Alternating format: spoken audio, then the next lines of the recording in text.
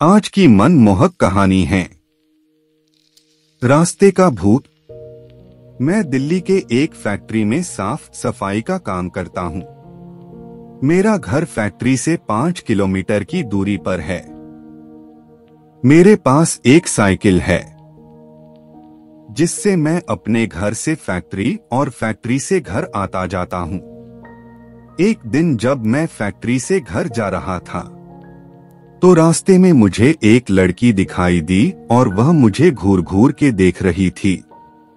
मैं उसे टालते हुए अपने घर की ओर निकल पड़ा।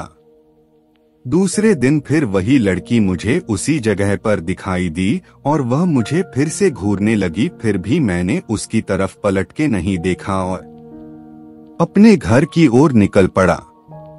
मैं उसके पास रुका भी नहीं क्योंकि मुझे उस लड़की से डर लग रहा था। वह लड़की कई दिनों तक मुझे देखती रहती थी।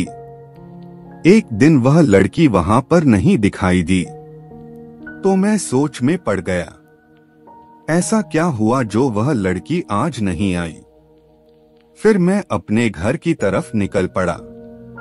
एक हफ्ते बाद मेरे घर पर एक चिट्ठी आई और मुझे पता चल गया था कि यह चिट्ठी उसकी ही है। उसमें उसका नाम प्रीति लिखा हुआ था और उसमें से एक फोटो निकली थी जो कि उसी लड़की की थी। मैं चौंक गया कि उसे मेरा पता कैसे चला। उस चिट्ठी में लिखा हुआ था कि कल जब फैक्ट्री से निकलो तो जहां पर मैं खड़ी रहती हूं वहां पर मेरा इंतजार करना। उसके दूसरे दिन मैं वहां पर पहुंच गया तो वह लड़की वहां पर नहीं खड़ी थी। मैंने काफी इंतजार किया। फिर मैं अपने घर की तरफ चल दिया और तभी मुझे याद आया कि वो जो चिट्ठी आई थी उसमें उसका पता तो होगा। फिर मैं उसका पता पढ़कर उसके पते के अनुसार मैं उसके घर मिलने के लिए गया।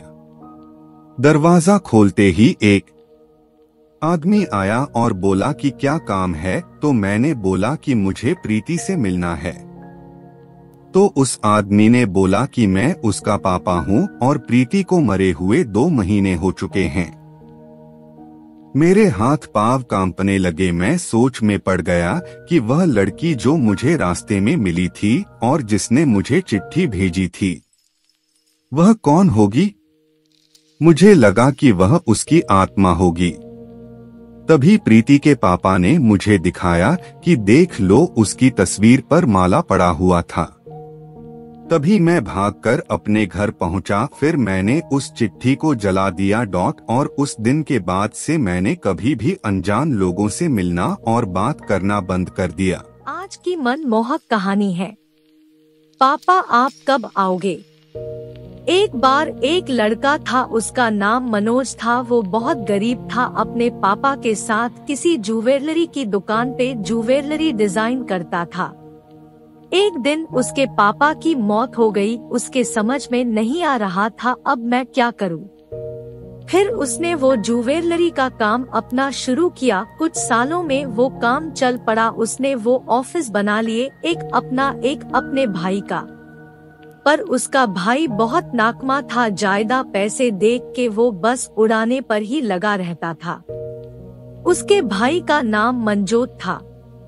एक बार मंजोत के ऑफिस में एक लड़की काम करने आई। उसको मंजोत ने काम पे रख लिए क्योंकि वो बहुत सुंदर थी और मंजोत को भी पसंद थी। वो लड़की बहुत मदद करने वालों में से थी। दूसरों की मदद करना उसको अच्छा लगता था।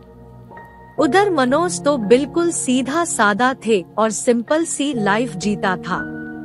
1-2 बार वो भी उस लड़की से मिला पर उसे नहीं पता चला कि वो मंजोत के ऑफिस में काम करती है और उसको इतना नहीं पता था कि ये मंजोत का भाई है। थोड़े दिनों के बाद जब मंजोत ने उसे किसी काम से मनोज के ऑफिस में भेजा तो वह जाके उसे पता चला कि ये मनोज का ऑफिस है और जाके पता चला मनोज तो भाई है मंजोत का। और थोड़े दिनों बाद उन दोनों को एक दूसरे से प्यार हो गया। पर मंजोत को भी प्यार हो गया उस लड़की से। लेकिन उधर मनोज और वो लड़की एक दूसरे से शादी करना चाहते थे।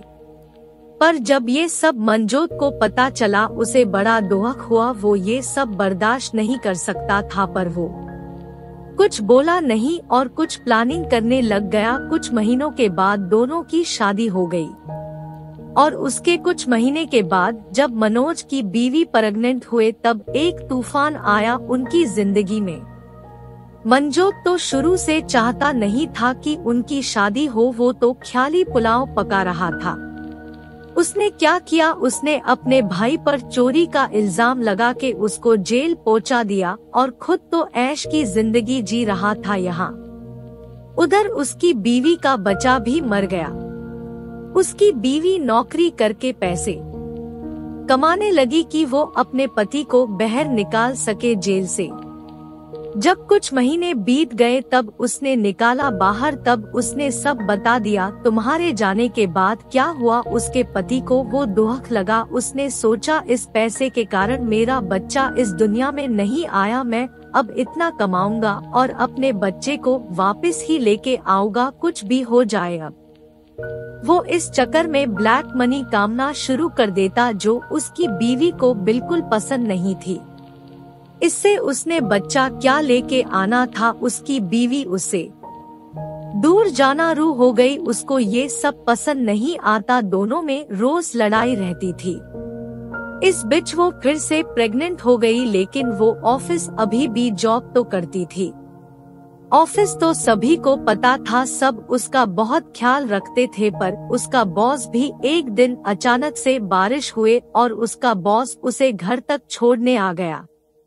घर तब मनोज भी बैठा हुआ था। पहले से उसे यही लगा इन दोनों का चक्कर चल रहा और अब शक और बढ़ गया और लड़ाई भी, पर उसकी बीवी ने उसको बताया नहीं कि तुम बाप बनने वालों हो। वो इसी उड़ीक में थी कि ये पहले अच्छा इंसान बन जाए फिर ही बताऊगी इसको। पर एक दिन मनोज को फिर से पुलिस ने पकड़ लिया इस ब्लैक मनी के कारण। वह मनोज का एक पुलिस अफसर दोस्त निकला। उसने इसको सही रास्ते में डालने की बहुत कोशिश कर, क्योंकि उसको पता था ये ऐसा किसके कारण ऐसा बना है। वो उनके घर भी गया, तब तक उसके बच्चे ने जन्म ले लिया था। फिर उसका दोस्त उसकी बीवी और बच्चे को जेल लेकर आया और मनोज से मिलाकर बोला तुम जिसके कारण इतना काम कर रहे थे अब वो इस दुनिया में आ गई है, लेकिन उसका क्या फायदा, अब तुम उससे दूर हो, क्या यही सही है तुम्हारे लिए? तुम ये काम छोड़ के एक अच्छा इंसान बन जाओ, अपनी बीवी और बच्चे के साथ बाकी जिंदगी अच्छी से व्यतीत करो, इसमें तुम्हारा भी भला और बाकी सबका भी अंत भला तो सब भला। तो इससे मनोज एक अच्छा इंसान बन के अपने बीवी और बच्चे के साथ एक अच्छी सी जिंदगी खुशी खुशी गुजारता। आज की मनमोहक कहानी है स्कूल में रहने वाला भूत। कई साल पहले की बात है। मैं जोधपुर के एक छोटे से गांव में प्राइमरी स्कूल में अध्यापक था। मेरे साथ उसी स्कूल में 5 अध्यापक और थे। उन लोगों की शादी हो चुकी थी और उनका अपना परिवार था और मैं कुंवारा था। मेरी शादी नहीं हुई थी। सब लोग गांव में मकान भाड़े से लेकर रहते थे और मैं स्कूल के पास ही एक अलग छोटा सा कमरा बना हुआ था जिसमें मैं अकेला ही रहता था। स्कूल के चारों ओर खेत और झाड़ियां थी। स्कूल गांव से थोड़ी दूरी पर था। स्कूल में बिजली नहीं थी और मैं अकेला अपने कमरे में लालटेन जला के खाना बनाता और खाकर सो जाता था। तभी मेरे एक दोस्त ने बोला कि आप अपना टाइम कैसे निकलते हो? कल से हम लोग खाना खाने के बाद रात में तुम्हारे पास आएंगे। तुम्हारा भी थोड़ा हंसी मजाक में टाइम पास हो जाएगा। दूसरे दिन स्कूल से छुट्टी होने के बाद घर पर जाकर खाना वाना खा के अपने कहे अनुसार मेरे सारे मित्र रात को 10 बजे मेरे घर पर आ गए और हम लोग बातें करने लगे। थोड़ी रात बीत गई। तभी हमारे एक मित्र ने कहा कि यहाँ पर ना तो बिजली है ना तो टीवी है। हम लोग बैठकर यहाँ पर क्या करेंगे, चलो आज हम लोग थोड़ी मस्ती करते हैं। दूसरे मित्र ने बोला, हम अपने साथ ताश के पत्ते लाए हैं।